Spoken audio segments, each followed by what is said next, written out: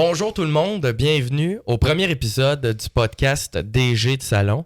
On est bien excités de vous présenter cet épisode-là. Moi, je m'appelle Hugo. Moi, c'est Madani. Puis tous les deux, on est des grands fans de hockey. On s'intéresse beaucoup à la construction des équipes. C'est pour ça qu'on appelle notre podcast DG de Salon. C'est parce que on va analyser un peu le travail des DG, comment les équipes sont construites. Je veux pas dire critiquer le travail, là, mais on va se permettre de partager notre opinion. Apporter notre grain de sel. Oui, c'est ça. Bon, j'aime comment tu dis ça. La même chose aussi pour les analyses de joueurs, etc. Puis on va commencer dans cet épisode-ci avec la formation canadienne de hockey masculin aux Jeux olympiques de 2026. Fait que rentrons tout de suite dans le vif du sujet. Madani, parle-moi tout de suite de ta réaction initiale au moment où la première équipe a été annoncée. Là. Ça, c'est comme le 28 décembre, je pense. Hugo, je m'en souviens très bien. J'étais sur la plage avec ma famille, en vacances. J'ouvre mon téléphone, Instagram, je vois la publication de l'équipe Canada. Le roster complet est là. Puis j'ai lu ça 2-3 fois. Je cherchais voir s'il y avait une erreur. J'ai lu les commentaires. Sam Bennett n'a pas fait le club. Non. Moi aussi, c'était la chose qui m'a le plus dérangé. Parce que, je pense que tout le monde était capable de reconnaître à quel point Sam Bennett avait été efficace pour l'équipe Canada, à la confrontation des 4 nations. Ça avait été, honnêtement, moi, j'ai trouvé le meilleur joueur à 5 contre 5 durant la finale. Dans son rôle, absolument. Puis, ensuite, il a gagné un trophée Conn Smythe en séries éliminatoires l'année passée. Fait que, tu sais, c'est tout récent. Il a marqué comme 15 buts. 15 buts, une des meilleures saisons. De l'histoire de la Ligue, de l'histoire des séries éliminatoires. Puis finalement, tu décides de ne pas le prendre. Moi aussi, j'étais complètement... moi, je suis tombé en bas de ma chaise. Moi, ça m'a fâché.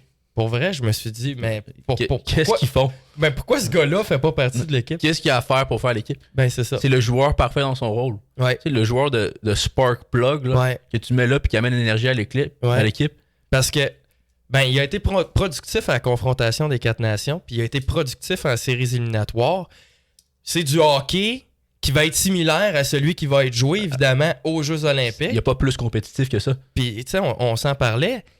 Ce gars-là, même s'il enlève là, l'élément production offensive de son jeu, ce qui va t'amener sur la patinoire, c'est quand même important. Peu importe, là, qui marque 15 buts ou qui en marque pas, il t'amène des choses que d'autres ne t'amènent pas. L'énergie qu'il apporte, son échec avant. Tu vois, à chaque fois qu'il apporte sur la patinoire, il y a l'intention de travailler. L'intention d'aller chercher la rondelle, l'intention de délivrer sa mission d'échec.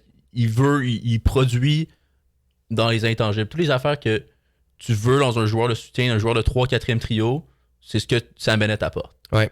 Non, moi aussi, moi, ça, c'était clairement la chose qui m'a le plus dérangé. Mais il y a quelques autres sélections avec lesquelles j'étais pas d'accord, là. Mais Sam Bennett, ça, c'était... Je te dirais, c'est la seule sélection ou non-sélection qui m'a frustré, avec laquelle j'étais tellement pas d'accord que pour moi, c'était comme inconcevable de penser que Sam Bennett serait pas là. Je comprenais pas la décision. Les autres, je me disais, à la limite, ça se justifie, mais Sam Bennett, pour moi, c'était injustifiable. On peut parler de Connor Bedard. Ouais. Beaucoup de personnes ont été choquées de la non-sélection de Connor Bedard. Ouais. Il produit un rythme incroyable cette saison. Il était blessé, là, mais ils ont dit que la blessure n'avait pas eu d'impact sur lui. Mais il était plus blessé quand Cirelli est pointe. Ouais, ça c'est puis vrai. il n'a pas été le joueur en place. Ouais. Donc, il cherchait pas un joueur de ce rôle-là que Connor Bedard apporte. Ils ont jugé qu'il y avait assez de buts dans leur top 6. Mais ça, on va y revenir parce que moi, il y a quelque chose là-dedans que je comprends pas, mais on va y revenir plus tard. Quand on va parler de notre réaction à l'équipe actuelle, finalement. Parle-moi des autres sélections qui t'ont surpris ou qui t'ont dérangé de la part de Doug Armstrong et toute l'équipe de Hockey Canada. À partir de là, l'attaque, Connor Bedard, Sam Bennett, c'est un peu ça. Ensuite, la défense, moi, je sais que c'est la même défense qui a gagné les 4 nations, mais moi, ça m'a frustré. Drew Doughty aux 4 nations, là, il suivait pas. Il était pas bon. Il a pas une bonne saison du tout. C'est même pas le premier défenseur dans son équipe. Puis tu l'amènes avant des gars comme Jacob Chychrun. Ouais. Mais Jacob Chychrun, Moi, c'est parce que on dirait que c'est pas clair. Lui, il est né en Floride.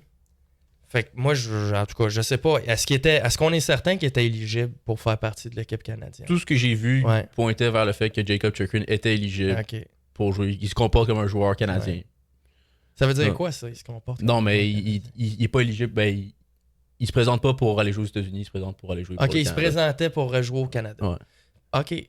Mais peut-être, parce que moi, je me disais, peut-être qu'ils se sont dit, tant qu'à prendre un gars de la Floride, on va se prendre un gars qui représente notre pays. Là. Le gars, du gars-là de la Floride qui se présente comme un gars canadien. Ouais. Il est rendu à 20 buts cette année. Il a peut-être grandi en Floride. Il a une grosse année. Je pense qu'il est rendu à 20 buts. Ouais.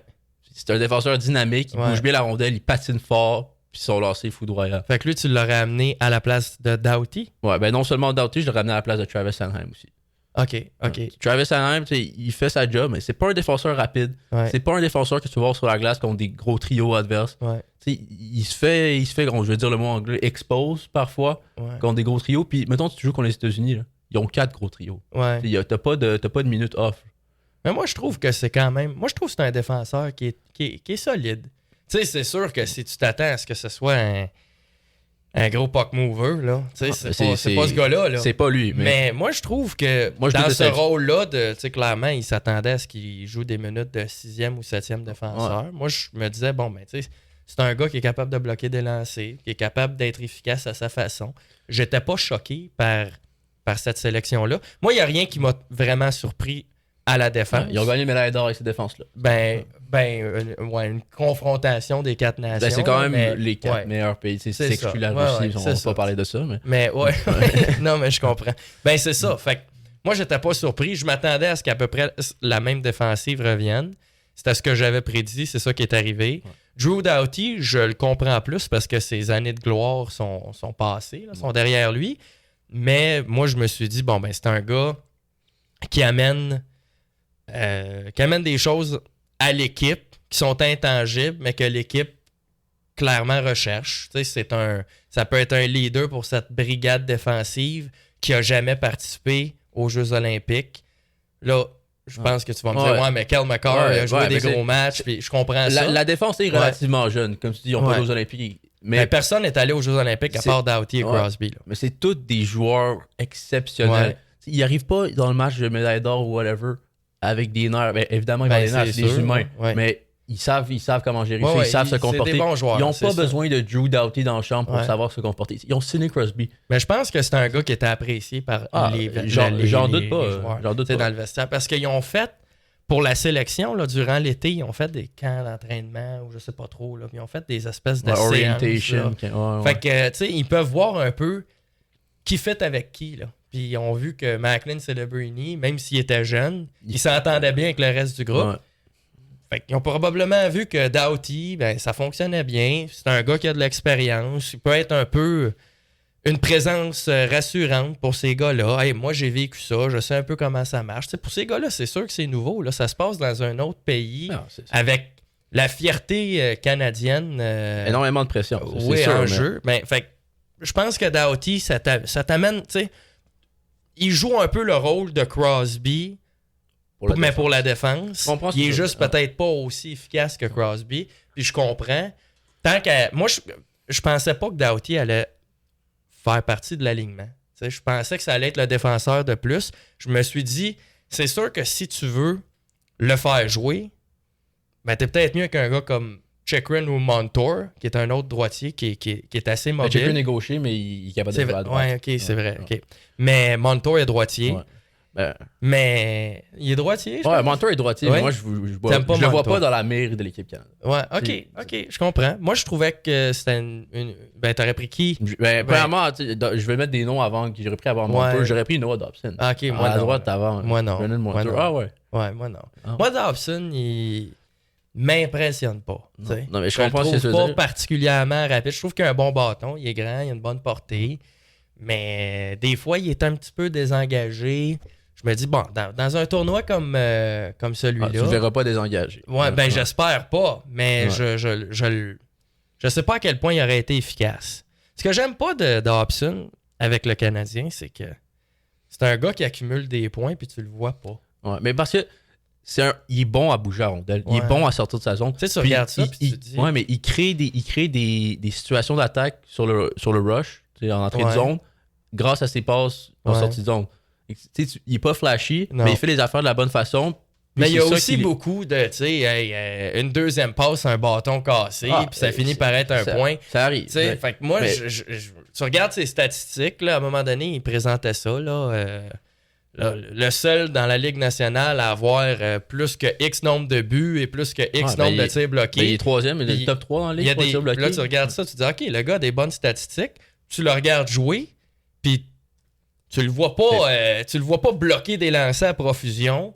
Tu le vois pas créer énormément en attaque. T'es juste comme, c'est un gars solide qui a un bon bâton, mais une fois de temps en temps, ça ne tente plus de patiner. Il se casse pas la tête, il fait des jeux simples. Tu verras pas Noah Dobson faire un gros turnover. Non, c'est je l'ai déjà vu, là.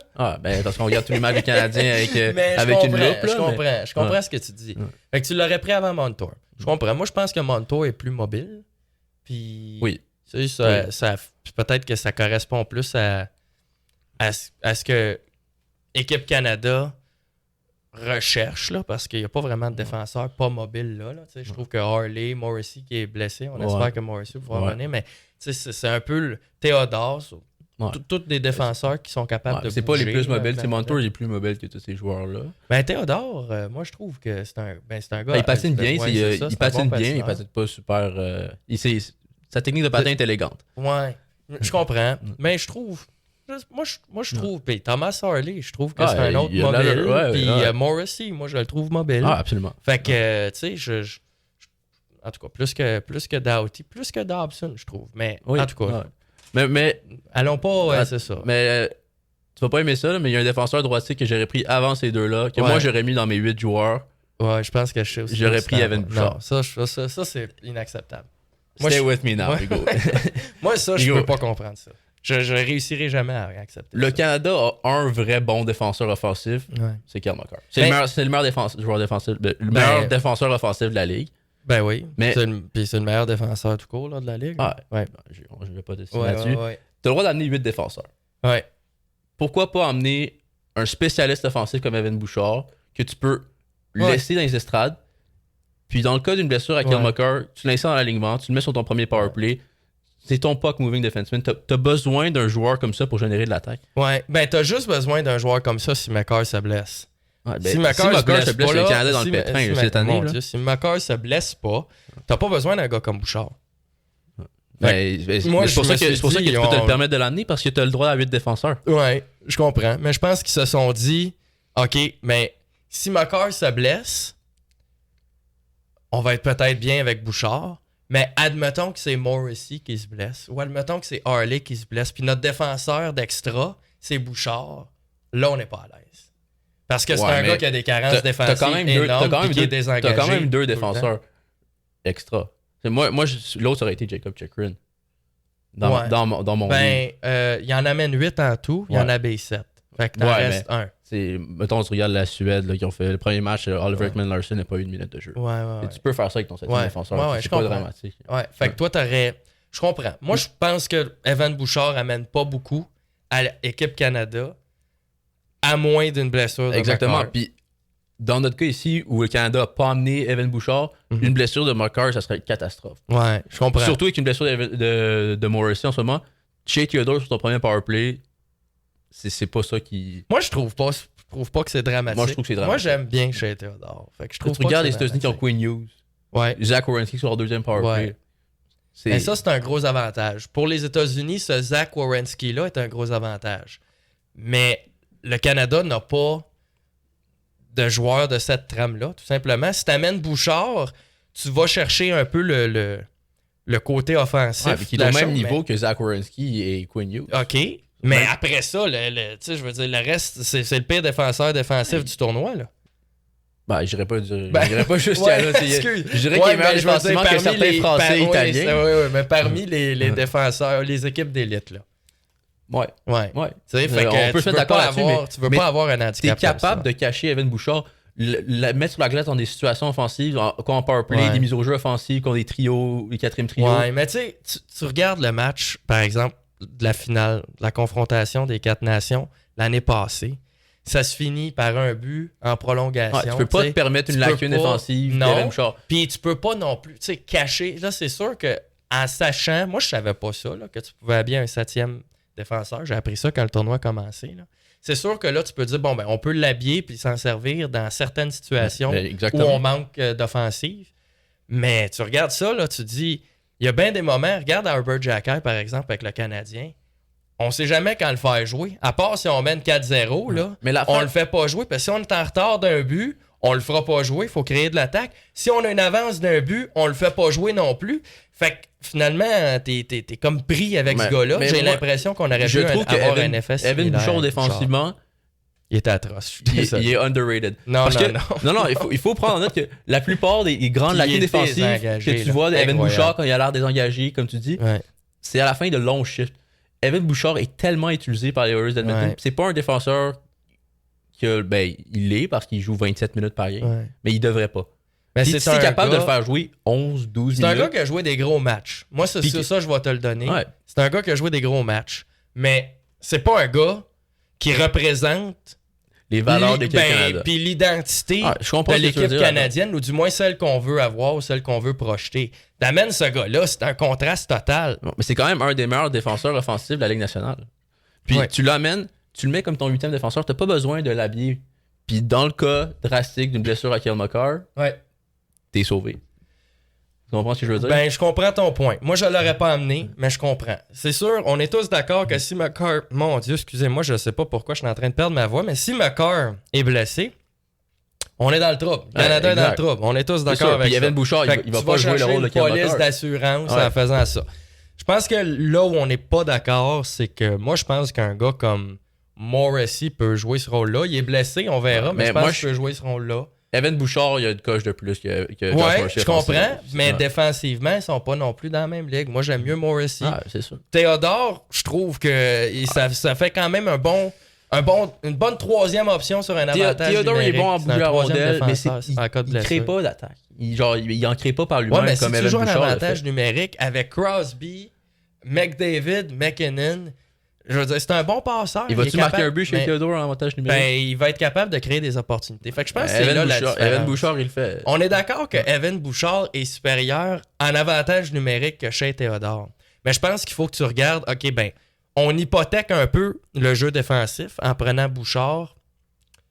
Puis ce qu'on va chercher en attaque, à quel point c'est une différence qui est suffisamment grande pour justifier la sélection. Par rapport à un gars comme Morrissey. Par rapport à un gars comme Harley, qui a une bonne. qui est bon. À toutes les fois que Escanen est blessé, Harley se retrouve à être extrêmement productif. Absolument.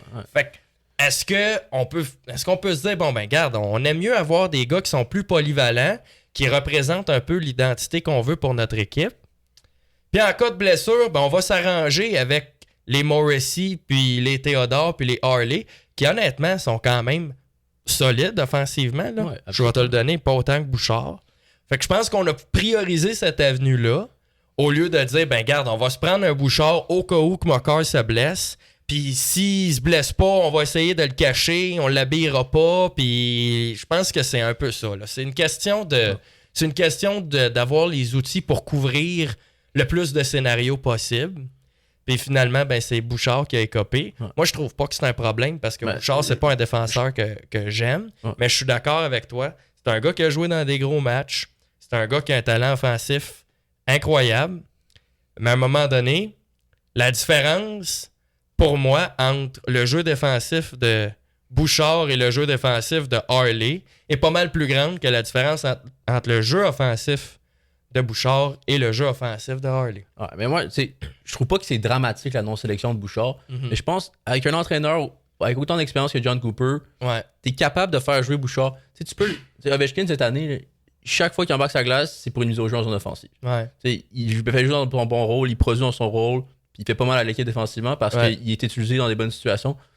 Tu peux faire la même chose qu'Evan Bouchard. Puis mettons, il se ramasse dans son défensif. C'est pas la fin du monde. C'est pas le pire défenseur. Tu sais, c'est pas un bon défenseur défensif, Puis là, en plus, t'augmentes le niveau de difficulté. Parce que là, le Evan gars, il va Bouchard, jouer contre 4 trios extraordinaires. Evan Bouchard, il joue chez les 27 Américains. minutes contre les meilleurs trios en Ligue nationale.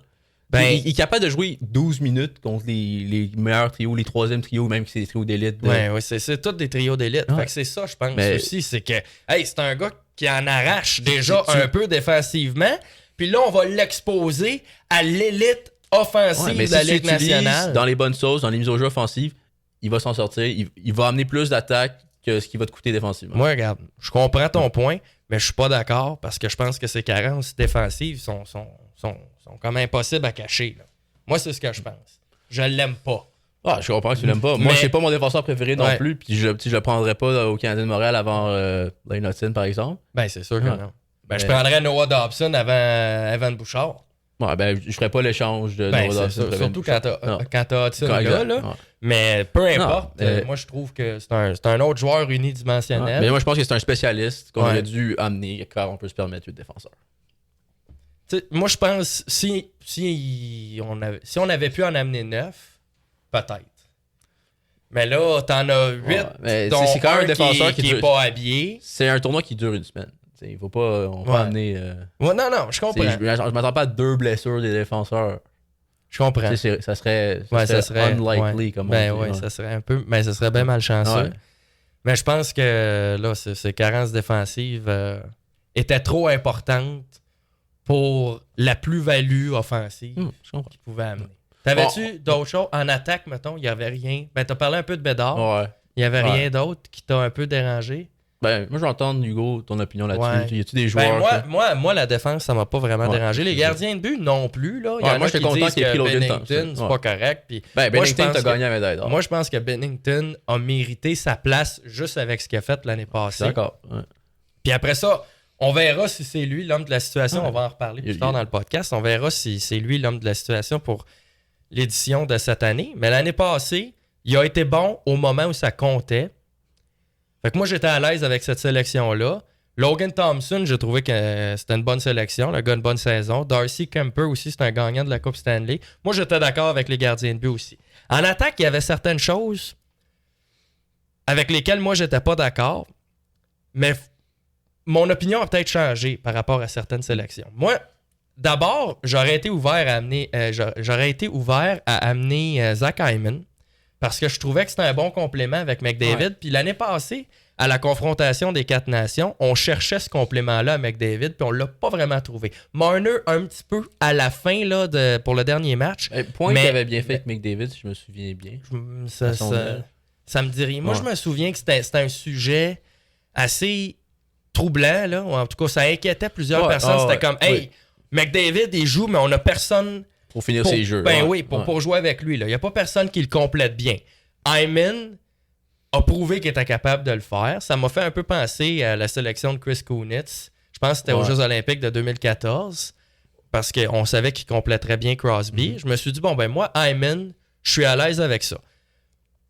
Quand j'ai regardé le duo Celebrini et McDavid jouer, par contre, hier, parce qu'au moment où on enregistre ça, le Canadien a joué son match contre la Tchéquie. Et le Canada. Et le Canada s'apprête à jouer contre la Suisse. Ouais. Mais le match n'a pas encore commencé. Mais quand j'ai vu le duo McDavid-Celebrini, je me suis dit, OK, Hyman, on n'a plus besoin de toi. Là. Parce qu'on a trouvé un gars qui sait jouer avec McDavid. C'est incroyable ce trio-là. Fait que la non-sélection de Hyman ne me dérange pas. Ou plus, elle m'a pas vraiment là, dérangé au point que c'est venu me chercher, là, qu'on n'ait pas choisi Hyman. Mais je me suis dit, ça aurait pu être une avenue intéressante parce que l'année passée, c'était un problème. Là, tu règles ce problème. Ouais. Moi, les deux joueurs qui me dérangent un peu plus en attaque, le premier, c'est Mark Stone. Moi, je trouve que Mark Stone, c'est un joueur qui est lent. Puis l'année passée, son manque de vitesse l'empêchait d'être efficace pour Équipe Canada. Là, je n'ai pas compris. Je comprends qu'il y a une bonne saison cette année. Il produit sur un pace de 120 points sur 82 matchs. Mais je comprends pas. On l'a vu l'année passée. On a vu que c'était pas facile. Puis on décide de le ramener parce qu'on se dit, Ben, je sais pas. Peut-être qu'on s'est dit, bon, ben, il joue. Je pense qu'il joue-tu sur le même trio que Marner? Je sais pas. Mais peut-être qu'il y avait un peu. Ben, je sais pas. Je pense qu'il joue avec Jack Eichel. OK. Ben, ouais, Marner est au centre en ce moment. J'avais vu sur les lignes de Vegas. À Vegas. Bon, ben, ça, c'est intéressant. Mais je sais pas. Tu sais, c'est sûr que c'est un petit tournoi. Faut que tu favorises ou tu priorises des chimies déjà existantes, là, tu sais. Fait que c'est peut-être pour ça on s'est tourné vers les Cirelli, les Points, des gars qui se connaissaient, là. Tu sais, il y avait beaucoup de gars du Lightning, beaucoup de gars des Panthers. Mais je trouve que d'amener Mark Stone, qui est évidemment pas un marchand de vitesse, là, mais qui est lent, là. Il est lent. Il est lent. Mais... J'ai trouvé que c'était une sélection qui laissait à désirer. Surtout quand tu as un gars comme Mark Scheifele, qui selon moi qui a bien fait dans les 2 dernières années, qui a mérité, qui avait certainement le talent pour avoir sa place là. T'sais, là, c'est parce qu'on a tendance à oublier qu'on forme des équipes. On forme pas une équipe d'étoiles. On forme une équipe. Ouais. L'objectif, c'est pas d'avoir les 13 meilleurs attaquants canadiens en uniforme. Il faut que tu aies la meilleure équipe possible. Si tu trouves que Scheifele est plus unidimensionnel, peu importe, je suis pas dérangé par ce point de vue-là, mais je trouve que Mark Stone, c'est une décision. Tu sais, pourquoi tu n'amènes pas Bédard? Il était jeune, il le voulait pas. Bon, ben, correct. Mais Mark Stone, il est lent. Puis l'année passée, ça a nuit au Canada. Ouais. On le voyait pas. Ben, on le voyait pas. Il créait rien. Il créait rien. C'est un joueur tellement intelligent. On vend son intelligence sur la glace. C'est ridicule. Mais non, mais pour vrai, tu regardes Mark Stone. L'année passée, ne créait rien. Parce que c'est un jeu rapide. Il fait tout le temps le bon jeu. C'est l'élite de la Ligue nationale. Même avec ça, Mark Stone fait toujours le bon jeu. Puis non seulement ça, l'aspect qu'il amène en piqué que Mark Scheifele n'amène pas du tout. Mark Stone est très bon en désavantage numérique. Ouais, je comprends. Là, je vois que le temps file, puis je veux qu'on termine notre bloc. Moi, il y avait Mitch Marner, évidemment, je ne suis pas le plus grand fan là, de Mitch Marner. Je trouve que c'est un gars qui est un peu mou, puis qui est drôlement moins efficace quand le jeu se resserre. Ouais. Je n'ai pas été vraiment surpris. Là, il joue plus pour les Maple Leafs, donc sa tête, elle va bien. Il va bien performer. Ces deux choix-là m'ont un peu... c'était 2 choix avec lesquels j'étais...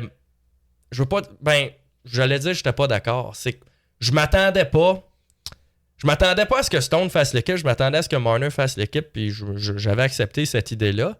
Mais ce sont pas 2 joueurs que moi j'apprécie, que j'aurais amené si c'était moi qui formais équipe Canada. Fait que moi, ça, c'était je te dirais, ces 2 sélections-là qui m'ont un peu dérangé. Mais j'ai regardé ce trio-là jouer avec Crosby contre la Tchéquie, puis ça a peut-être été le meilleur trio durant le match. Moi, je les ai trouvés exceptionnels. Ouais. Alors, bon, ben peut-être que finalement, ça aura été une bonne décision, mais peut-être aussi que quand le jeu va se resserrer contre les États-Unis, le manque de vitesse de Stone puis le manque de chien de Marner va nuire au Canada ou va les empêcher d'être productifs. À l'aile de Crosby, ça va être difficile de pas avoir l'air... avec l'intelligence de Crosby, avec l'intelligence de Mark Stone, avec la vision du jeu de Marner, sa vitesse, moi je suis sûr que ce trio-là, contre n'importe qui, vont être productifs. OK. Bon, ben c'est la fin du premier bloc, Madani. Ouais. On revient tout de suite, on prend une petite pause et on revient maintenant avec un top 5. Sûr.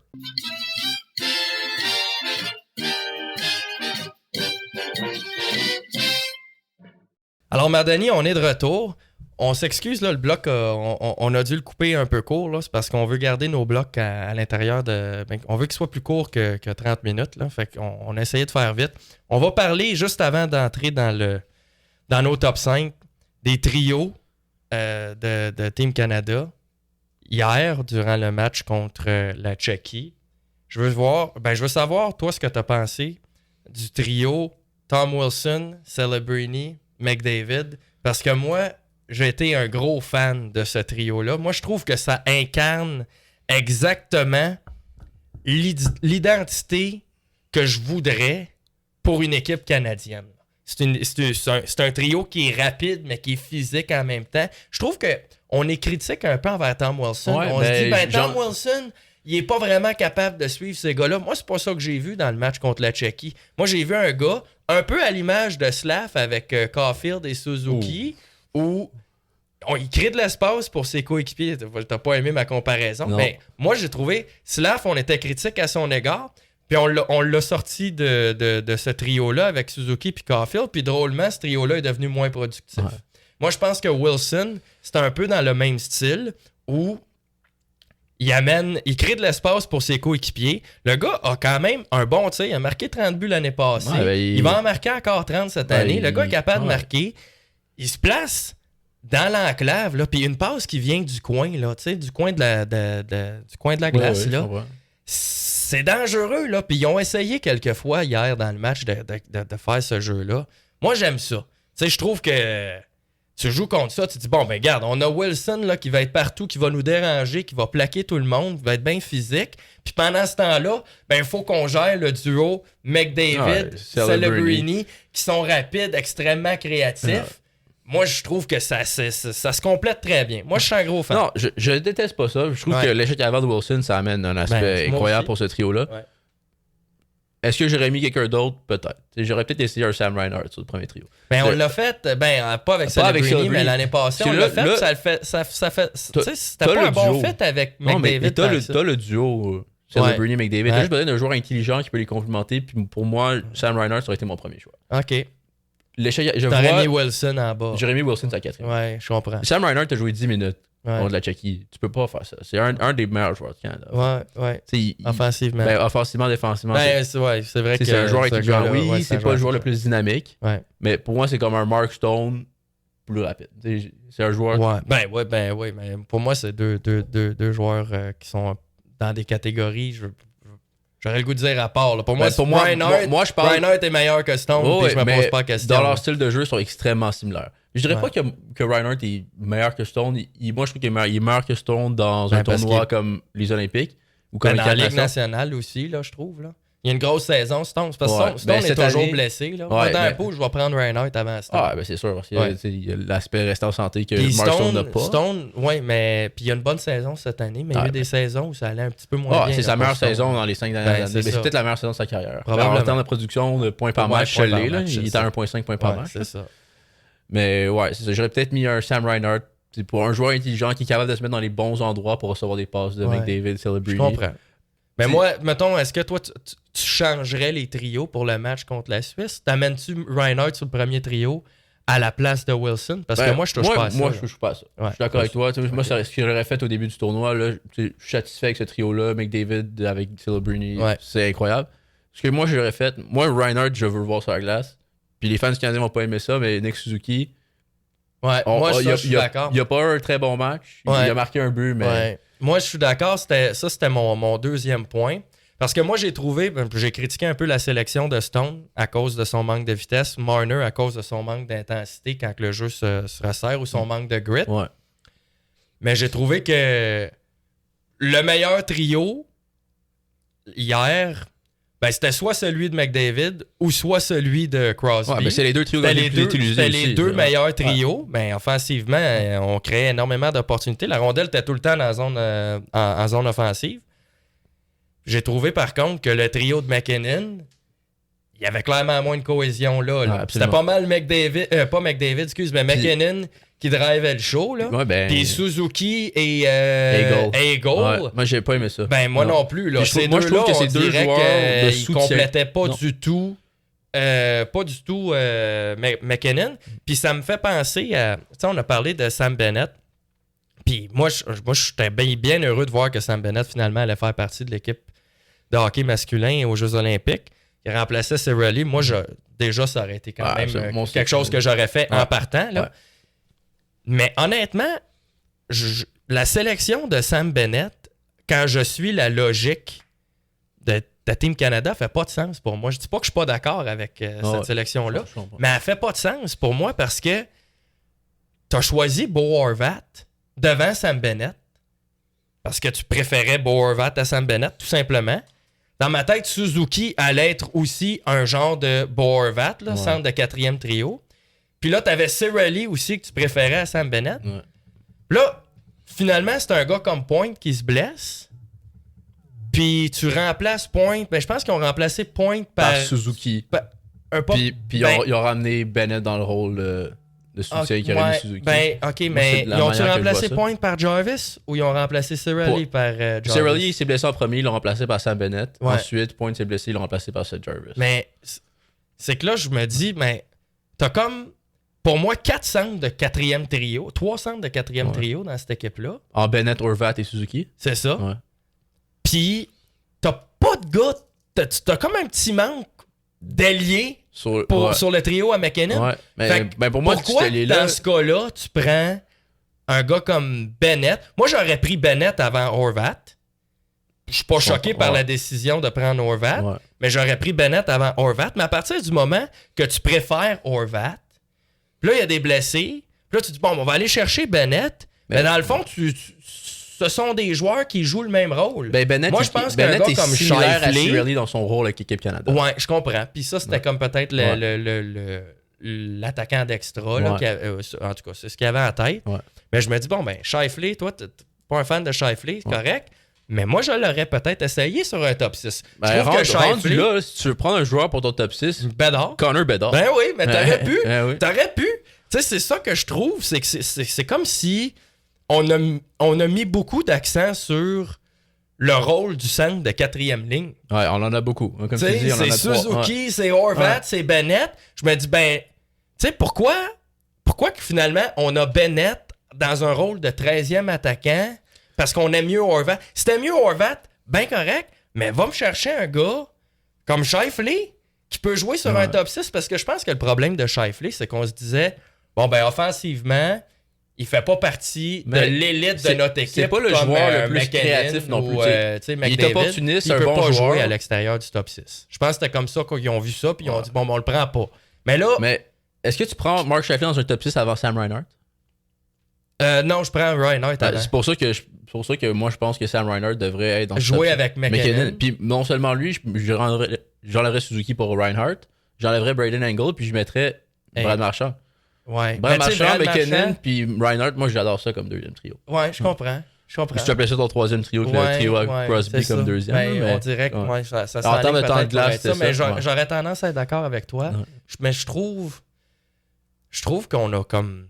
On s'est beaucoup concentré sur des gars de 3e trio. Puis il nous manque la petite affaire. C'est pour ça que si on avait pris un gars comme Bedard, ça aurait pu être bon. Si on avait pris un gars comme Hyman, puis on avait dit, bon, ben, Hyman va jouer avec McDavid, puis à la limite, Celebrini va jouer avec McKinnon. Je sais pas si ça avait. Ouais, ben ça avait bien été ça au championnat mondial. Je le sais pas. Je le sais pas. Non, c'était Celebrini Crosby qui avait une chimie. Ben, tu sais, ça avait été Celebrini, Crosby, McKinnon. Ouais. Puis là, tu sais, McDavid, Hyman et Marner, peut-être. J'aurais été moins confortable à voir Suzuki comme 3e centre. J'aime ce qu'ils ont fait avec les centres, puis mettre McKinnon au centre. L'année passée, il jouait à l'aile aux 4 Nations. Ouais. C'est correct d'avoir. Ben là, t'as un 3e trio qui est hyper productif. C'est correct. Exact. Mais je trouve, en tout cas, c'est qu'on dirait que je me dis, bon, ben, si tu préfères Bennett, si tu préfères Cirelli, Horvat et Suzuki à Bennett, là, il y a un blessé qui finalement s'avère apparaître Cirelli. Là, tu dis, bon, on va remplacer ça par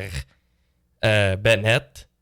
Et là, finalement, je trouve qu'on sous-utilise Bennett. C'est comme 13e attaquant. Parce qu'on préfère Horvat à lui. Je comprends. Ouais. C'est un joueur. Il y avait quelque chose qui faisait pas de sens. Ils le mettent comme spark plug. C'est comme joueur qui amène l'énergie, puis pas plus. Ils veulent pas plus de sa part.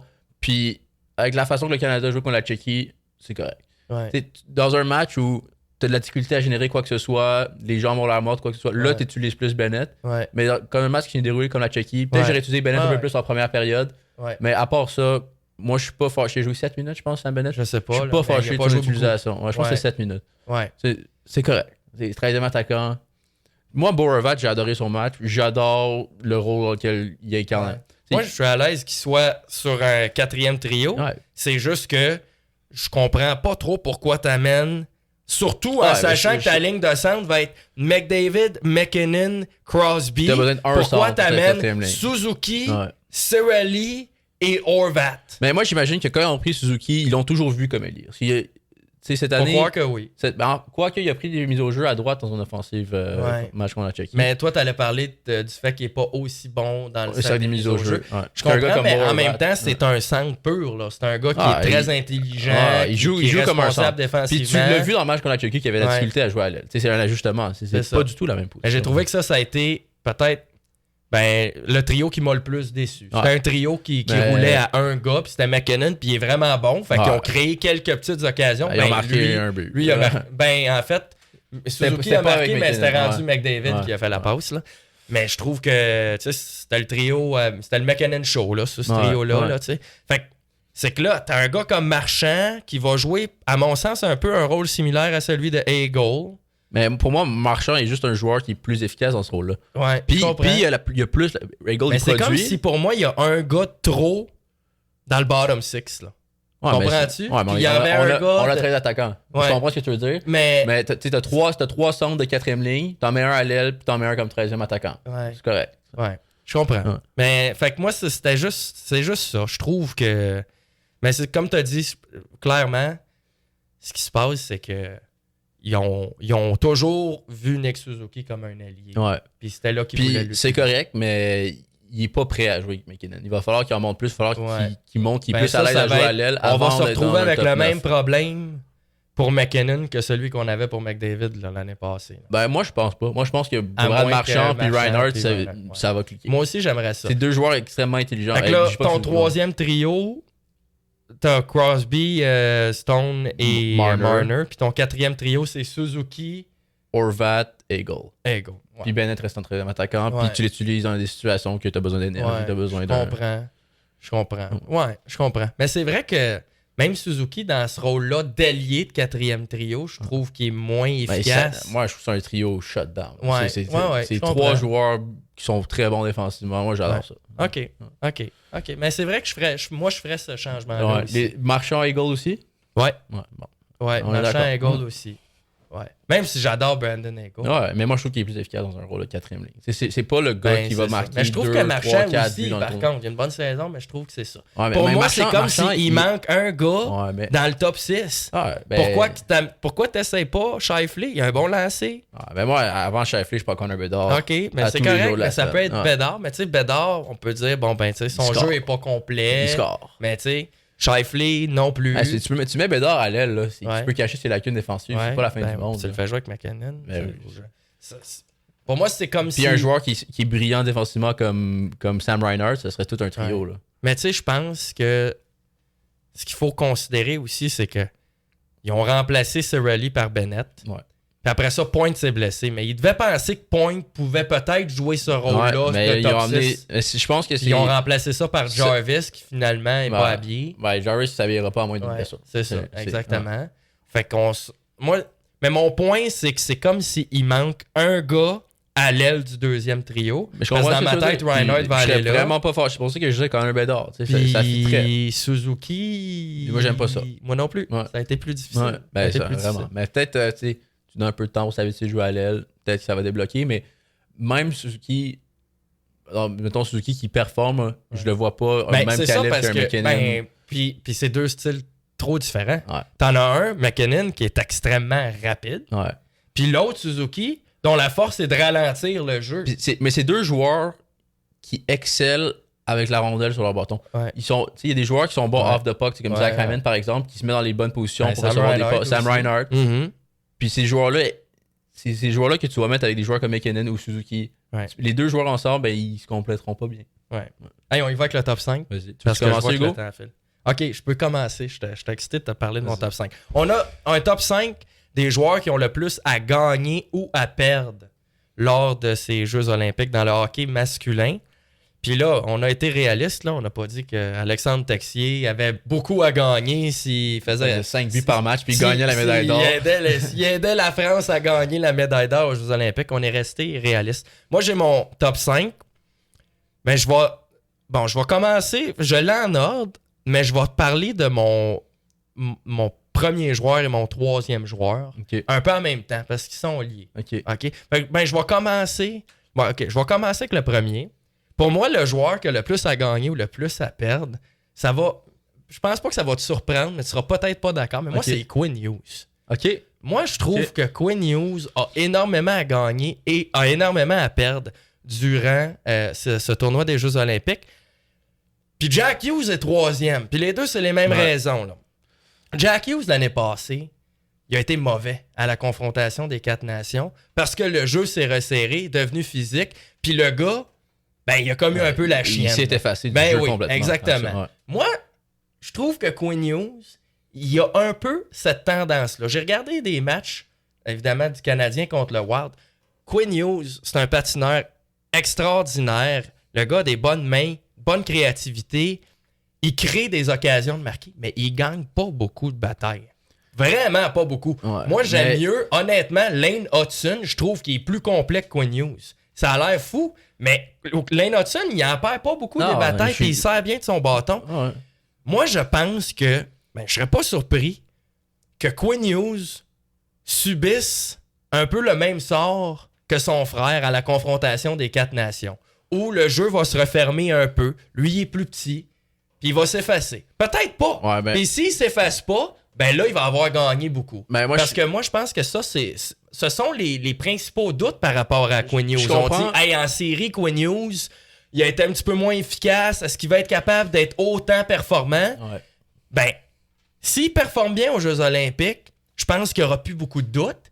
Par contre, si il me sort une performance comme celle de son frère l'année passée, là, on va se dire, OK, les frères Hughes, là, ils sont bons quand il y a de la place, puis quand que ça joue pas physique, là. Mais quand que ça plaque, là, ça va se cacher. Là. Quinn Hughes, il joue avec qui? Je le sais pas, j'ai pas regardé les trios. Je vais te sortir ça. J'ai pas regardé les trios de l'équipe américaine.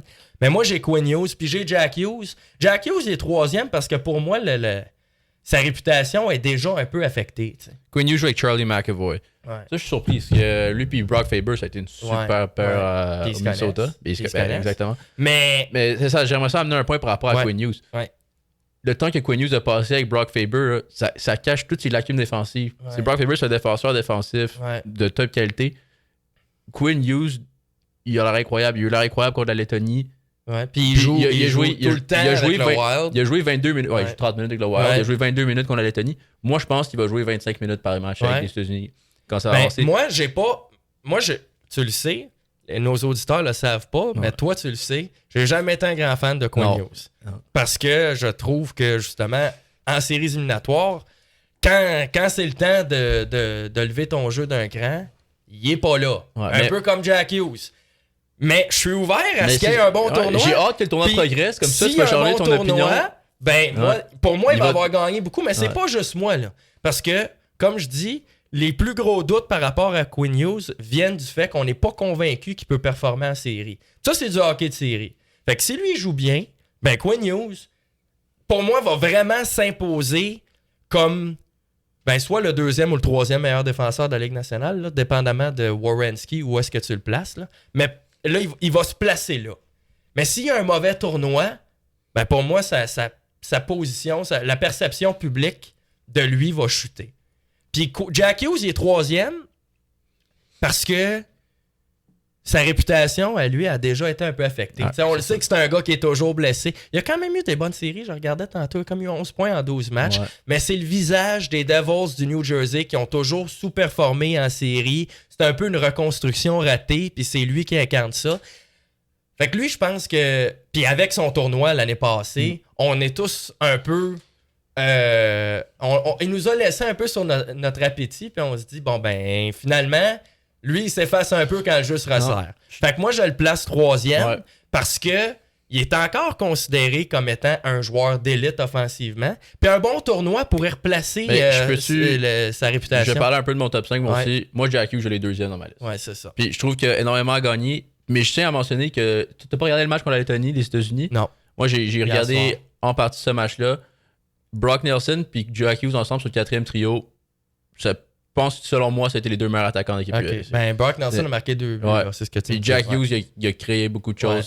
Tant mieux. Je suis ouvert à ça, mais tu joues contre la Lettonie. Je suis pas surpris que Jack Hughes ait bien fait. 4 nations, il jouait contre le Canada. Je suis pas surpris que Jack Hughes ait bien fait contre la Lettonie. Je remets pas ça en doute. quand il y a de la place à la glace, il est bon. Ouais. C'est la même chose avec Mitch Marner, qui est d'ailleurs dans mon top 5. Ah ouais? Parce que Mitch Marner aussi, lui, quand il y a de la place, il est bon. Puis je te l'ai dit, j'ai trouvé qu'il a joué un bon match hier. Ben c'est parfait, mais c'est un match-up qui est favorable. Ouais. Il joue contre la Tchéquie. La Tchéquie, c'est un pays respectable au hockey, mais c'est pas un pays élite.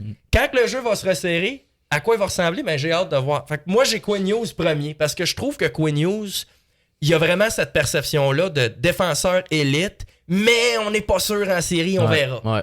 On peut avoir notre réponse là. Puis s'il performe bien, il va clairement se retrouver dans le top 3 de tout le monde. S'il performe pas bien, Pelé, là, il en perd beaucoup. Fait que moi, je l'ai placé là. Deuxième, ben, tu l'as aussi, je pense, Austin Matthews. Ouais, ben pour moi, c'est mon troisième sur ma liste. OK, mon Dieu, je suis curieux de savoir qui t'a premier, mais je trouve Austin Matthews... Moi, Austin Matthews, ben, moi, j'ai parlé de Mitch Marner, puis Quinn Hughes et Jack Hughes. Moi, Austin Matthews, c'est mon préféré d'un 4. OK, je trouve que c'est le gars qui est le plus complet. Mais je trouve que Austin Matthews, il est victime d'une malédiction que je ne comprends pas. Le gars perd tout le temps. Ben, pour moi, dans son cœur, il manque de chien. Il déteste pas perdre. Ouais. Pour lui, il accepte ça. C'est ça que je vois dans son body language, son comment on dit? Son langage corporel. Mais en même temps, tu le vois qu'il est pas content. Tu sais, les matchs numéro 7 là, qu'il perd, là, puis après ça, t'as ta photo de lui dans le vestiaire. Il lance des bouteilles, puis il est fâché, mais ça glace. Il en fait pas assez. C'est pour ça que lui, je pense que lui, il a beaucoup à gagner, beaucoup à perdre. Exactement. Beaucoup à gagner, parce que les États-Unis peuvent s'imposer comme la puissance dans le hockey, là, avec une médaille d'or durant ces Jeux olympiques. Là. Et si c'est lui le capitaine de cette équipe-là, puis il performe bien dans ce tournoi-là, ben là, on va tous se dire « OK, Matthews, c'est un vrai gagnant. » Mais s'il ne gagne pas, là, c'est un échec supplémentaire qui s'ajoute à la liste. Puis il n'y en aura peut-être pas d'autres opportunités. J'ai été choqué quand il a été nommé capitaine. Ouais, après la performance des États-Unis aux 4 nations. C'était par rapport à ça que je disais ça, il n'y aura pas d'autres opportunités. Il va toujours faire partie de l'équipe américaine. D'être le leader mais il va-tu être le capitaine de cette équipe-là? Sur papier, Austin Matthews, ça devrait être le meilleur joueur de cette équipe-là. Il performe pas comme ça dans les dernières saisons régulières, là, mais dans Austin Matthews, c'est un joueur exceptionnel. Puis il faut qu'il commence à le prouver contre les meilleurs. C'est lui, il joue son meilleur hockey là, durant la prochaine semaine. Puis il transporte cette équipe-là américaine qui est perçue comme inférieure à celle du Canada. Là. Puis il inverse la tendance. Et c'est finalement les Américains qui se retrouvent au sommet du palmarès des pays les plus performants au hockey. C'est lui là, qui a parti ce mouvement-là. C'est lui qui a leadé cette équipe-là. Il remonte dans les discussions de top 5 des joueurs. Tellement. Il a tellement gagné. Je suis d'accord avec toi. Tellement. Fait qu'il y a énormément à gagner, mais il y a énormément à perdre aussi. Ben oui, une autre performance. C'est comme, hey, là, lui, sérieux, c'est fini, puis tu y enlèves le C. Donne-moi ça à Brady Tkachuk ou à Matthew Tkachuk qui ont du chien puis qui incarnent un peu l'identité américaine. Dylan Larkin, moi, je suis surpris qu'il n'a pas été assistant. Moi, je l'aime bien, puis il a bien fait la confrontation des 4 nations. Fait que moi, je regarde ça, puis je me dis, hey, Austin, c'est ton moment, là. Puis en plus, t'as pas la meilleure des saisons en ce moment. C'est difficile à Toronto. Toronto étant, au bas fond du classement. Vas-y, là, mon gars, là. T'as une opportunité en or. Fait que moi, il est placé 2e. Jack Hughes, 3e, parce que sa réputation est un peu affectée. Jordan Binnington, je l'ai 4e. Mais, parce que je trouve qu'il y a énormément à gagner, parce que l'année passée, sa victoire à la confrontation des 4 nations a un peu changé la perception qu'on avait de lui. On était comme, c'est quand même un gagnant de la Coupe Stanley, puis un gagnant de la confrontation des 4 nations. Même si en saison régulière, il n'est pas parfait, le gars, il est clutch. T'sais. Puis là, une autre saison difficile, puis on est comme, il est peut-être fini. Mais, s'il gagne encore, on va se dire, OK, mais sérieux, le gars, il est clutch pour vrai. Mais vu que lui aussi, sa perception va être un peu affectée, ou est déjà un peu affecté. T'sais, même s'il performe bien, j'ai l'impression qu'on va se dire « Ouais, mais le Canada était fort. » Puis on va probablement pas accorder la victoire ou le mérite de la victoire à lui en particulier. Fait que c'est pour ça qu'il est pas plus haut dans mon top 5. Mais pour moi, il y a beaucoup à gagner puis il y a beaucoup à perdre. Ça avec un jeu blanc qu'on l'a checké. Ben oui, mais en même temps, ils n'ont pas fait face à une grande opposition. Il n'y a pas eu énormément d'opportunités de marquer. Mais il a bien joué. Ouais, mais moi, je ne l'ai pas trouvé convaincant. Là. Il y avait des erreurs techniques, je le sentais pas en confiance. J'ai trouvé qu'on était facile pour Ça a été rapide pour moi de dire ah ouais, Jordan Binnington, il est arrivé prêt, calmons-nous. Ouais, ben il a pas fait d'erreur. Ben oui, il a pas fait d'erreur, mais moi, il m'a pas inspiré confiance. Je regardais, il était un peu tout croche, là. Mais c'est Jordan Binnington. Jordan Binnington, il est pas là, il a pas la technique de Carey Price, mais c'est la combativité. Exact. Fait que moi, il est là, mais j'ai l'impression qu'il a un petit peu moins à gagner, puis un petit peu moins à perdre aussi, parce qu'il est déjà perçu quand même comme un joueur ou un gardien de but là, qui fait plus partie de l'élite. Fait que si ça va pas bien, on va se dire, bon, il est fini. Mais on a déjà un peu cette perception-là. Puis si ça va bien, on va peut-être accorder le mérite à d'autres joueurs dans l'équipe. Ouais. Mais je pense que lui, il a quand même beaucoup à gagner. Moi, je pense que... Parce qu'une bonne performance confirmerait sa place au Canada là, comme étant l'homme de la situation dans la nouvelle ère post-Carey Price et compagnie. Là. Ben, c'est ça. Moi, je trouve que Jordan Binnington, là, il a la mèche courte. Là. Ouais. Tu sais, il sort un mauvais match qu'on a checké. Je pense que c'est Logan Thompson qui aurait commencé le match contre la Suisse. Ouais. Fait que moi, je pense que chaque match vaut énormément pour Jordan Binnington, comme tu dis. Puis il a énormément à gagner et énormément à perdre.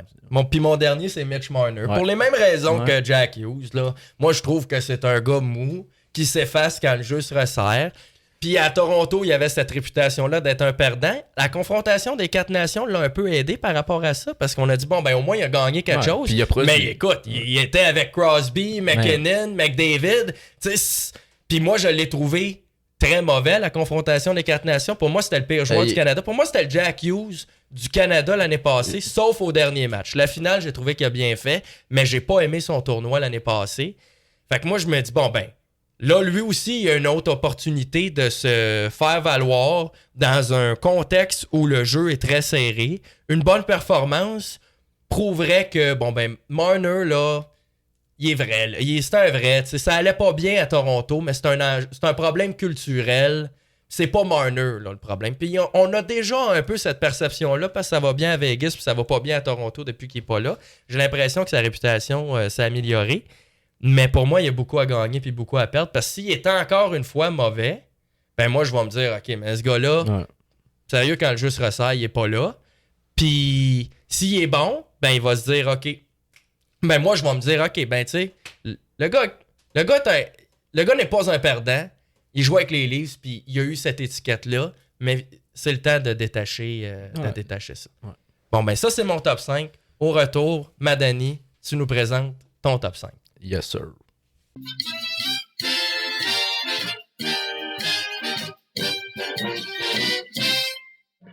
On est de retour, et là, Madani, c'est ton top 5. Bon, je vais te parler de mon top 5. Comme on a mentionné un peu dans les segments, Austin Matthews, c'était mon 2e joueur. Jack Hughes, c'était mon 3e joueur dont tu as parlé. Ouais. Tu as parlé un peu, on est d'accord là-dessus. Ouais. Moi, mon premier joueur, c'est différent. C'est un jeune laiton, c'est Albert Smith. Ah ouais, ok. Ouais. Mon Dieu. Ouais. Toi, parce que je le sais que toi, t'es un grand fan des espoirs, encore plus que moi. J'aime ça prédire le repêchage. Puis là, mon Dieu, je trouve ça fou.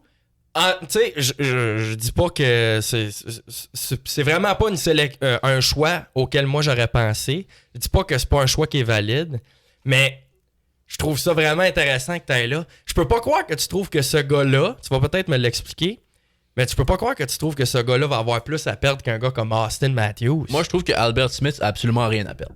OK, mais il a tout à gagner. Il a tout à gagner. OK. C'est un jeune de 18 ans.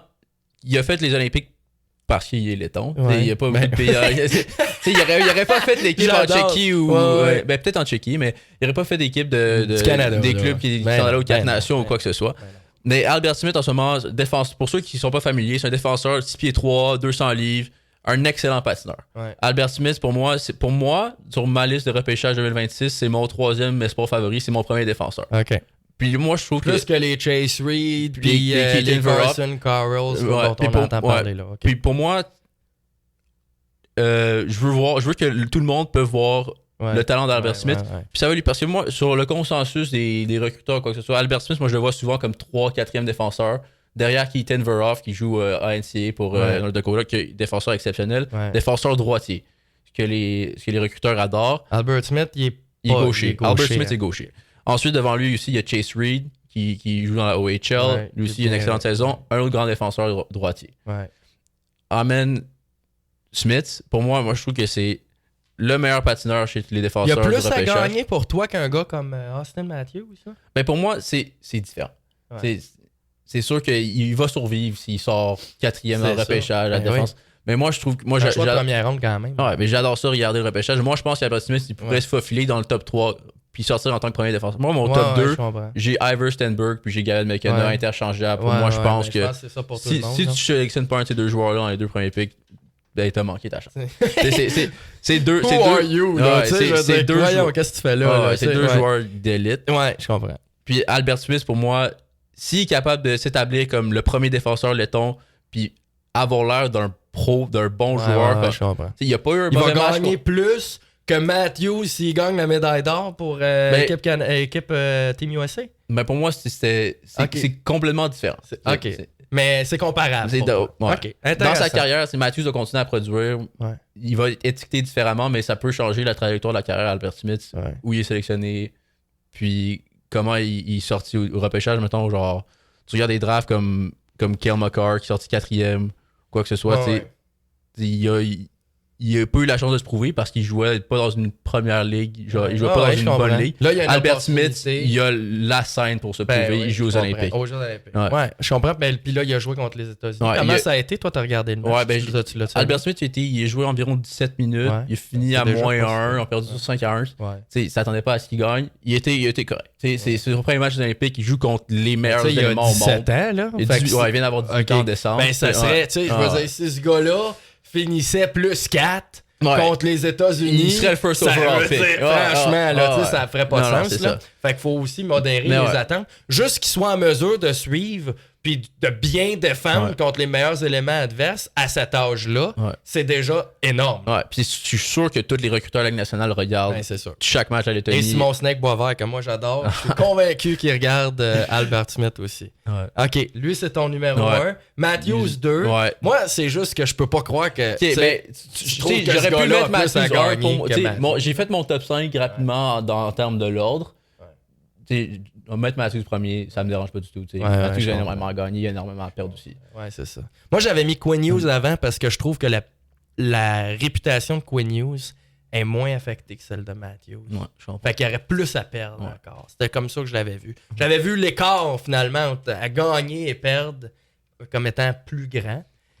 Mais là, fait que toi, t'as Matthews 2, Jack Hughes 3. Fait qu'on a tous les deux Jack Hughes 3. Jack Hughes, honnêtement, là, t'as un mauvais tournoi cette année. Tu l'amènes pas à la Coupe du Monde en 26. Ben oui, c'est la fin ça fonctionne pas. Mais il va se couper à la main de toute façon dans cette équipe. Là. Sérieusement, là, Jack Hughes, c'est une opportunité en or là, qu'il a. Là. Faut qu'il fasse, faut qu'il performe bien. Mais je passais à mon 4e. Vas-y. Je suis allé à l'opposé de ce que tu as fait avec Jordan Binnington. Je suis allé avec le gardien américain Connor Hellebuyck. Moi, honnêtement, ça, je trouve ça très valide. Honnêtement, il y a peut-être même plus à gagner / à perdre que Binnington. Ouais, ben, c'est pour ça que je l'ai mis dans mon top 5. Honnêtement, j'ai peut-être fait une erreur. Ouais, ben c'est pas grave, on va avoir la chance de parler des deux. C'est ça. Mais Connor à l'époque, moi, je compare sa situation vraiment étroitement à celle de Austin Matthews. C'est un joueur exceptionnel en saison régulière qui s'effondre à chaque fois qu'il rentre en série. Jordan Binnington, Connor Hellebuyck, lors des dernières séries éliminatoires, c'est atroce, là. Atroce. Écoute, on se demandait, ce gars-là gagnait le Vézina, je pense. Il a gagné le Vézina, puis on se demandait. Il a gagné le Hart. Il n'a pas gagné le Hart, il était finaliste. Ouais, le Hart, c'est McKinnon, je pense. Il était finaliste. Puis on se demandait si ce gars-là, on pouvait le renvoyer on pouvait le renvoyer devant le filet pour le match. Il y avait des conversations pour mettre Eric Comrie. Exactement. Tu as gardé qui a gagné le Vézina. Ben oui. Non, mais c'est un contraste énorme. Exactement. Fait qu'il y a quelque chose dans sa tête dans les grands matchs qui ne fonctionne pas. Puis là, il a la chance. Ils l'ont remis dans le filet olympique. Il était pas mauvais dans les 4 nations, mais il a pas fait la différence.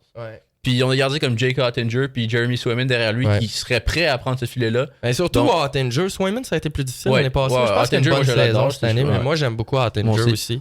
T'as raison. Moi, j'approuve à 100% ce choix. Donc, c'est une bonne performance de Connor Hellebuyck. Vraiment. Le met clairement comme premier gardien de but des États-Unis. Booste sa confiance pour les séries éliminatoires avec Winnipeg. Ça va toujours lui prendre une bonne performance de série, par contre. T'sais, il réussira pas à changer la perception publique de lui. Ben, je suis pas d'accord. D'un coup, ben, moi, je pense qu'on va se dire, OK, mais il a bien fait aux Jeux Olympiques contre le Canada. Ouais. Puis il sort un performe jeu vraiment blanc. bien. Ouais. Mais moi, je pense qu'on va toujours avoir des doutes en série. Ouais, ben... Tant qu'il l'a pas fait. Même, on va se dire, hey, c'était bon aux Jeux Olympiques. Ouais. Mais mon Dieu, peux-tu faire Fais-le ça? Avec, quand tu as une défense et t'as pas Jacob Craven, c'est ta troisième paire. Fais-le avec les Jets. Non, je comprends ce que tu veux dire. Mais t'as raison qu'il y a énormément à gagner. Ben, puis il y a énormément à perdre. Ben oui. Mettons que ça va pas bien. S'il est performant dans ce tournoi-là, il perd. C'est fini. Puis c'est Jake Ottinger. Puis je te dis, il n'y a rien qu'il peut faire pour regagner son spot parce que il va performer, il va super bien en saison régulière encore. Puis il l'a fait depuis toujours, puis c'est pour ça que c'est le premier gardien américain. Ouais. Il n'y a rien qui peut faire de plus que ça pour reprendre ce filet-là. Ouais. Donc s'il perd ce filet-là, Jake Ottinger le prend, puis il performe adéquatement au minimum, c'est plus son filet. OK. J'aime ce choix-là. Ouais. Puis c'est qui ton cinquième? Mon cinquième, moi j'ai trouvé ça le fun de parler de lui. C'est purement statistique. C'est Juraj Slafkovský. OK. Hey, toi là, tu me fais rire parce que vous le savez pas, mais avant l'émission, Madani vient me voir et il dit ah là, j'espère qu'on n'aura pas le même top 5. Ouais. Mon Dieu, tu me sors Slav et Albert Smith. C'est clair que je m'en allais potentiellement d'Albert Smith. Smith. Ben, c'est le plus jeune joueur là. Je comprends. Mais non, moi je suis resté dans le top 2 des pays. Là, le très public, là. Ce qui est vraiment. Ben, Slafkovský, on parle en français, c'est sûr que c'est des fans canadiens qui vont nous écouter. Juraj Slafkovský qui est rendu à 9 buts en 10 matchs olympiques. Ouais. Ce gars-là dans une compétition internationale, c'est Wayne Gretzky. C'est ça. Puis il a tout à gagner parce que au moment où on record ce podcast-là, Slafkovský a 9 buts. Ouais. Il est dans le top 10 des joueurs à la Ligue nationale en but aux Olympiques dans l'histoire des Olympiques. Ouais, ok, ouais. Il est à l'égalité pour la 8e position en ce moment. Ils sont passés des noms comme Alex Ovechkin. Ouais. Fait, une autre grosse performance, il sort un autre 4-5 buts. Ouais. Il se fait finir dans le top 5. Mais je trouve que, oui, je suis 100% d'accord. Statistiquement, c'est juste, c'est vraiment intéressant à voir. C'est vraiment intéressant, mais ça prend des performances dans la Ligue nationale. Puis là, vraiment, depuis quelques il y a 36 mois, points, c'est 37 derniers matchs. C'est incroyable. C'est incroyable. Moi, j'adore. Moi, je trouve qu'honnêtement, c'est le meilleur joueur du Canadien depuis qu'on l'a relégué, si on veut dire, au deuxième trio. Je dirais pas que je suis nécessairement d'accord avec toi, mais je suis pas du tout en désaccord. C'est qui le meilleur? Lane Hutson? Ok, j'aurais tendance à être d'accord aussi. Ok, mais le meilleur attaquant. Il est meilleur que Suzuki. Ouais, je suis d'accord. Puis, non, moi, je suis d'accord avec toi. Je trouve que c'est intéressant d'amener ce point de vue-là par rapport à Slav. Je savais pas qu'il avait dépassé Alex Ovechkin. Il faut prendre cette statistique-là avec un grain de sel et un astérix parce que lors des dernières Olympiques, Slafkovský a fait 7 buts en 7 matchs. Mais non seulement les Russes n'allaient pas, les joueurs de la Ligue nationale n'allaient pas. C'est ça, exactement. C'est ça que je voulais dire. Donc, il faut prendre ça avec un astérix. Mais c'est vraiment mais en même temps, intéressant. Le gars, il y a eu 2 Jeux olympiques. Là. Ouais. Puis il est déjà à 9 buts. Ovechkin en a eu plus que 2. Là. Ouais. Tu sais? Ouais. C'est sûr. Sûrement, ouais. Ben, c'est sûr. Il est allé au moins en 2010 puis en 2014. Mais c'est peut-être juste ça. OK, bon, il en a eu... mais Slav, c'est son deuxième qui commence. Ouais. Ovechkin a joué plus de matchs. Oui. C'est ça que je veux dire. Mais Slafkovský a un tournoi contre des joueurs qui n'étaient pas dans la Ligue nationale. C'est vrai. Bon point. Bon point. Mais je trouve ça intéressant que tu amènes ce point-là de Slav. Puis le premier, je pense, c'est Teemu Selanne, 17 buts. Ouais, donc, ça se peut. Il pourrait, si sa carrière se poursuit à Slafkovský, il pourrait finir. Ouais, c'est ça. Mais je trouve que c'est. Il est bien parti. Ouais. Puis il pourrait jouer encore 2-3 Olympiques. Ouais. Puis lui, un autre point dont tu n'as pas parlé, mais je pense que c'est pertinent de parler de ça, c'est que lui, déjà, on voit qu'il gagne en confiance. Puis il élève son jeu d'un cran dans la compétition. Fait qu'est-ce qui arrive là? Est-ce qu'il va revenir avec le Canadien encore plus confiant, puis ça va être un joueur... Tu sais, il a déjà été transformé là, dans les derniers mois. T'as-tu regardé le match de la Slovaquie contre la Finlande? Non. C'était le meilleur joueur sur la glace, 2 équipes confondues. C'est ça. Il était incroyable. Puis il y en a des bons Finlandais, là. Ouais, puis il jouait avec Adam Rudjiska, puis Tomas Tatar, qui n'est plus le même joueur qu'il était. Tomas Tatar, oui. Son trio avait l'air incroyable. Mais c'était tout Slafkovský. C'est ça. Imagine s'il est capable de construire là-dessus, puis de revenir à Montréal. Puis avec Ivan Demidov. Écoute, c'est vrai que ce point-là, de juste l'aspect psychologique de la chose, l'espèce de gain de confiance que ça peut lui amener, on a vu déjà à quel point c'est un joueur qui est différent depuis qu'il a gagné en confiance en ne jouant plus avec Suzuki et Caulfield. Là, s'il est capable d'aller chercher l'étape de plus, là, le next step, sérieusement, moi, j'ai vraiment hâte de voir Slavkovski dans un run en série. En troisième ronde, quand tout le monde... Moi, j'entends pas beaucoup parler de Logan Cooley depuis que Slavkovski est au sommet de son art. Là. Je peux même pas dire ça franchement, il continue de se développer. Il n'y a plus d'arguments pour dire que tu aurais pris Logan Cooley. Parce qu'il y a le physique aussi. Moi, je vais être honnête. Moi, quand j'ai repêché Slavkovski, j'étais pas d'accord. Je voulais Logan Cooley. Mais évidemment. Moi, j'aime les joueurs qui ont des moi, je voyais pas Slavkovski avoir du high-end talent de la manière que je l'ai vu jouer. Pendant longtemps, c'était ça. Là. Oui, j'étais comme... Honnêtement, pendant longtemps, là, je regardais les matchs du Canadien puis je me disais, mon Dieu, c'est triste parce que ce gars-là est un premier choix au total. Et ses qualités avec la rondelle s'apparentent à celles de Brandon Gallagher et Josh Anderson. Mais l'affaire depuis qu'il joue avec Kapanen et Demidov, ce gars-là transporte la rondelle. C'est incroyable. Mais l'affaire que tout le monde, et je m'inclus là-dedans, quand on critiquait Slavkovski, c'était sa 3e saison dans la Ligue nationale, il avait quand même 21 ans. T'sais, il y a combien de top prospects qui sont même pas rentrés dans la NHL avant 22, 23, il était encore super jeune, puis on le critiquait, puis on disait que c'était fini, puis ils n'avaient pas de bon sens. Puis il nous a tous prouvé. C'est un joueur. C'est qu'il était encore très loin de son plafond. Là. Je me rappelle. Il y a encore du travail à faire. Quand il avait été repêché, du monde, il parlait de lui comme il pouvait être le prochain Mikko Rantanen. Je suis genre, t'es-tu malade? Je le vois. Ben, ça se peut. Je le vois. Ça se peut parce que. Son échec avant, là, puis c'est battant un contre un. Il y a quel âge, là? 22 ou 21? 21, 22. C'est sa 4e saison. Ouais. Mais tu sais, il va avoir l'air de quoi à 26? Honnêtement, regarde juste à quel point il s'est amélioré dans les derniers mois. Tu sais, Kapanen, c'est un bon centre, puis il finit ses jeux, là, mais donne-lui un bon centre qui patine, puis qui est capable de mettre à la bonne place. Amène Demidov aussi. Avec, moi je pense que... C'est-à-dire pas amène, mais tu mets dans le mix, la progression de Demidov là-dedans. Naturellement, tu vas avoir une augmentation de la production offensive de ce trio-là au complet. Là. Puis je sais pas si c'est Kapanen qui va être encore là. Moi, je pense que Kapanen va rester là dans les plans futurs. Oui, mais peut-être pas sur le deuxième trio. Moi, je ne le verrais pas sur un deuxième trio. Si tu mets un centre, là, je lance un nom, ce serait pas lui, là, parce qu'il est trop bon. Sidney Crosby. Non, mais Tage Thompson, qui était un peu sur le marché lors de cet été, là, puis on parlait de lui. Un joueur qui est capable de finir des jeux de Slavkovski et Demidov, là. Tage Thompson, il marquerait 60 buts là, avec ces deux-là. Slavkovski, tu penses-tu? Puis, on va juste une petite parenthèse. Mais c'est quoi son plafond? C'est-tu un gars de 90 points par année? Tu penses? Il prouve. Il y a 36 points sur 36 derniers matchs. C'est un petit sample size, mais il reste à sa 4e saison. Puis il reste hyper jeune. Parce qu'avant, moi, je le trouvais, tu sais, il était gros, mais il était faible. Il tombait tout le temps sa patinoire, puis il transportait pas la rondelle. C'est un joueur transformé. Mais je veux juste, parce que je veux pas qu'on dévie trop du sujet, je veux revenir sur le tournoi olympique. Juste les prédictions. Moi, puis j'avais dit, je sais pas si je l'ai dit, mais du moins, j'y ai pensé. Dans mon top 5, moi, j'avais 2 petites mentions honorables qui n'étaient pas des joueurs, mais dont je voulais parler. Puis je vais en parler rapidement.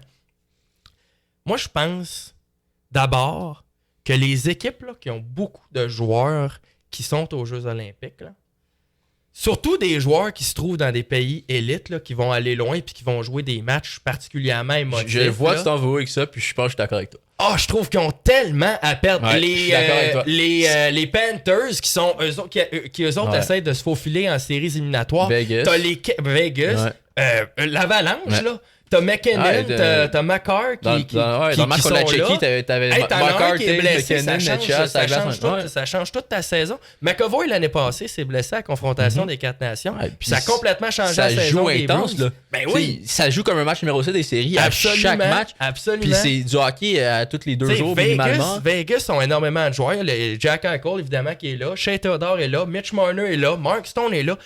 4 joueurs qui font partie de ton noyau, qui vont jouer des matchs numéro 7, intenses, puis ils vont en jouer plus qu'un. Là.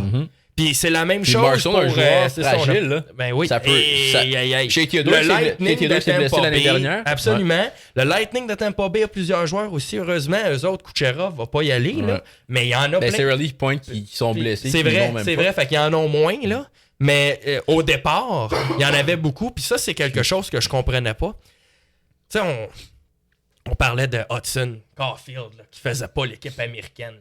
Puis moi, j'ai dit que c'était important de juste se rappeler qu'on n'assemble pas une équipe d'étoiles, on assemble la meilleure équipe possible. Je suis d'accord. Moi, je trouve que Lane Hudson, là, moi, je trouve qu'honnêtement, c'est rendu un des 5 meilleurs défenseurs de la Ligue nationale. Puis j'ai il y a un argument pour top 3. Ben oui, mais j'ai pas été outré ou choqué par sa non-sélection. Parce que je me suis dit, bon, ben, il y a mieux Quinn Hughes. Puis oui, moi, je trouve qu'il je trouve pas qu'il est unidimensionnel. Je trouve que maintenant, il est vraiment plus complet. Mais si tu veux y aller, tu veux avoir une défensive qui est grosse, qui est physique, c'est correct de prendre Jackson Lacombe pour remplacer. Je sais plus qui remplaçait. C'est Seth Jones? Oui, c'est ça. Ouais. Seth Jones. J'ai trouvé que c'était correct. Même chose avec Caulfield, qui lui, pour moi, est un peu plus unidimensionnel, même si son jeu devient de plus en plus complet. Ça m'a pas choqué, mais Lane Hudson, ça m'a choqué quand ils ont pris Jackson Lacombe avant lui. Mais moi, non, parce que tu remplaces Seth Jones. Mais Jackson Lacombe, il mesure pas 6 pieds 4, là. Je comprends, mais non seulement il est plus physique. Il est beaucoup plus similaire à Lane Hudson qu'il est à Seth Jones. Moi, Jackson Lacombe est plus similaire à Lane Hudson qu'à Seth Jones. Ouais. Tu trouves? Ouais. C'est un défenseur mobile, c'est un défenseur qui bouge bien la rondelle. Ouais, mais il est 6 pieds, je sais pas, là, 2, là. Peut-être, 6 pieds 2. Ben, tu regarderas ça. Mais moi, ça, c'est quelque chose que j'ai pas compris. Il y avait beaucoup de partisans du Canadien qui disaient, mon Dieu, sérieux, c'est gênant, là, que Caulfield fasse pas partie de l'équipe. 6 pieds 2, c'est vrai qu'il est pas petit. Caulfield fait pas partie de l'équipe américaine. Hudson fait pas partie de l'équipe américaine. C'est une honte. Non. Moi, je suis heureux de ça. Moi, Caulfield, c'est excellent pour le Canadien. Regarde absolument. Suzuki l'année passée qui est pas allé à la confrontation des 4 nations puis qui est revenu à Montréal. C'était le premier pointeur pour le reste de la saison. Ben oui, ça a été le meilleur joueur à peu près de la Ligue nationale. Pourquoi que Lane Hudson pourrait pas profiter de cette pause-là? Caulfield aussi. Hey les gars, c'est correct. Allez pas vous blesser dans le but d'aller chercher une médaille d'or. Reposez-vous. Revenez en santé. Parce que la place du Canadien, la série n'est pas assurée. Là. They will have a chip on their shoulder. Ben oui, puis t'as besoin de ce noyau-là pour le reste de la saison. Ils vont être frustrés. Moi, je suis content que Caulfield et Hudson ne participent pas aux Jeux olympiques. Canadien, très heureux. En tant que fan de hockey, j'aurais aimé voir les Hudson là. Je pense qu'ils méritaient d'être là. Cole Caulfield, je suis d'accord. Je l'aurais pas pris moi non plus. On parle-tu d'un autre snob team américain? Jason Robertson. Ouais, ok. Mais... Choc absolu pour moi. C'est le plus gros snob que Sam Bennett. Grosse saison, top 3 scoreur américain. Puis tu t'aurais enlevé qui? J'aurais enlevé quasiment tout le monde. Ou Trocheck? Trocheck, c'est un centre, puis Robertson, les points, je pense que JT Miller peut jouer au centre. Dans la balance. Ouais. Mais il y a une bonne saison. Mais... encore une fois, c'est parce qu'on assemble des équipes. Jason Robertson, il fait 6 pieds 3, il pèse 210 livres, il produit offensivement, il est bon défensivement. Ouais. Moi, j'ai eu un meilleur argument pour avoir Jason Robertson sur la première ligue des Américains que de l'avoir pas dans ok, je comprends. Ouais, je comprends. Ben, c'est intéressant, mais je trouve, en tout cas, je veux juste revenir à ça. Les équipes qui ont beaucoup de joueurs qui participent à ce tournoi-là, ils ont beaucoup à perdre. Puis c'est pour ça que les John Cooper et les Julien Brisebois qui se pressaient d'amener les Cirelli, les Pointes, je me dis, ben, je comprends que c'est une expérience que tu veux faire vivre à tes joueurs. Sauf que c'est tellement dangereux, t'es en train de peut-être hypothéquer ta saison. Ouais, c'est vrai. Fait que moi, le Canadien qui joue pas, Caulfield et Hudson qui jouent pas aux Jeux olympiques, je suis bien à l'aise avec ça. Même si Hudson, je trouve qu'en termes de talent, il méritait sa place là. Sauf que là, je me dis, bon ben, si t'as mieux Quinn Hughes que Hudson, t'as déjà Warrenski qui peut piloter un deuxième avantage numérique. Leur trois défenseurs à gauche, là, ils changent pas. Là, c'est ça. T'as Quinn Hughes, t'as Warrenski, t'as Slavin. Parfait. C'est ça. Puis il y a peut-être pas de place pour Hudson dans ce cas-là. Moi, je serais pas surpris qu'un jour, Hudson devienne meilleur que Quinn Hughes. Parce que moi, je pense qu'il est sur le même qualité que Quinn Hughes à ce jour. Moi, je trouve qu'Hudson, il gagne plus de batailles pour la rondelle que Quinn Hughes. Fait que peut-être qu'en 2026... Parce qu'il y a comme une Coupe du Monde, je pense, qu'ils organisent ou quelque chose. Ils vont prioriser Quinn Hughes avant Lane Hudson pour les années à venir. C'est certain. On verra. Mais je pense que les deux vont être là. On verra le tournoi de Quinn Hughes. Mais moi, je pense que Quinn Hughes, ça va être le meilleur joueur américain. Ouais, OK. J'ai hâte de voir ça. J'ai hâte que moi, tu le vois. Je suis pas autant convaincu.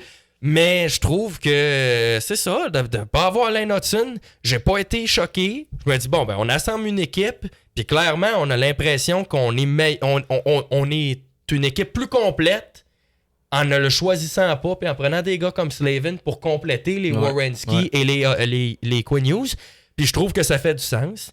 Puis moi, en tant que partisan du Canadien, je suis bien à l'aise avec cette décision-là. Canadien, je suis heureux. Fait que ça, c'est ma mention honorable de dire, hey, toutes ces équipes-là, là, je trouve qu'ils ont énormément à perdre. Puis ma deuxième mention honorable, rapide, le Canada puis les États-Unis, en tant que nation, ont énormément à gagner et à perdre. Les États-Unis ne sont pas vus présentement comme la puissance mondiale au hockey. Puis ils veulent s'imposer.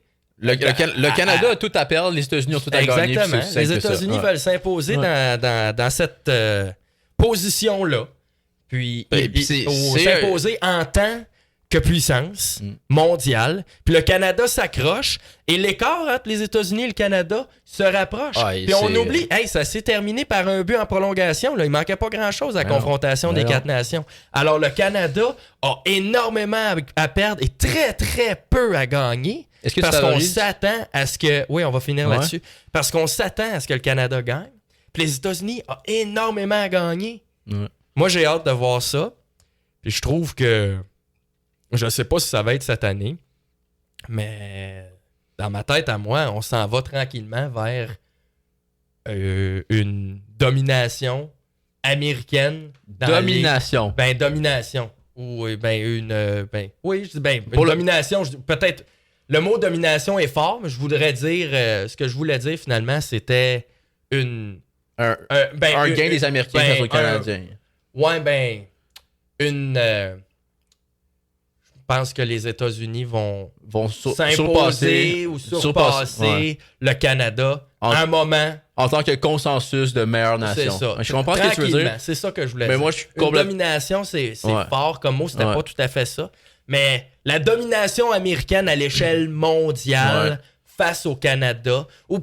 Mais domination, c'est fort. Surpasser. Surpasser. Je pense que oui, parce que le bassin de joueurs aux États-Unis augmente. Ils ont un bon programme de développement. Puis l'écart se rétrécit. Je pense qu'à un moment donné, les États-Unis vont prendre le dessus. Moi, je suis juste pas... Tant que McDavid et McKinnon vont jouer de la façon qu'ils jouent... Mais je n'ai pas dit que ça va se passer dans 5 ans. Là. OK. Mais penses-tu que dans 30 ans que les États-Unis vont dépasser le Canada? C'est difficile à dire. Parce que là, on parle de joueurs qui sont pas encore nés. Oui, c'est ça. Mais ça se peut. On le sait pas. Ça se peut. Non, mais moi, je regarde juste la tendance. Le Canada a un peu plus de difficulté au championnat mondial junior. En même temps, il y a un paquet de gars qui font déjà partie de la Ligue nationale puis qui ne participent pas au championnat mondial junior. Il faut considérer ça.